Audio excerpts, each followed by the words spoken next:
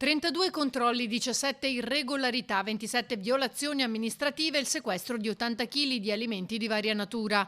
Infine, 15 persone segnalate all'ULSS per inadeguatezze igienico-strutturali.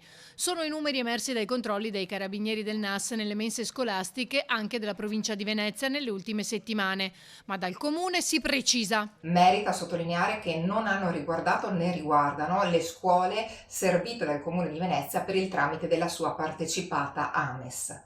95 scuole, 10.500 bimbi ogni giorno serviti in tavola, 6 centri cottura, una dozzina di menù alternativi più una serie molto consistente di diete speciali sanitarie. Numeri altissimi, così come altissima è anche l'attenzione che ogni giorno assieme al piatto portiamo in tavola. Tra l'altro stiamo lavorando proprio in questi giorni al nuovo regolamento della refezione scolastica per rendere ancora più sicuro, ancora migliore, ancora più efficace ed efficiente questo servizio, sempre con il bambino al centro e attento a non sprecare.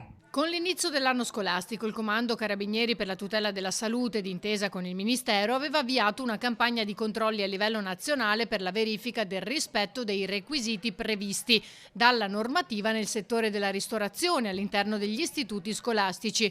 E i risultati sono stati che in quasi una mensa su 4, quindi circa 170, sono state riscontrate irregolarità, soprattutto per carenze igienico-strutturali, come diffusa umidità, formazioni di muffe o presenza di insetti, ma anche autorizzative, come la mancata tracciabilità degli alimenti e l'omessa presenza di eventuali allergeni.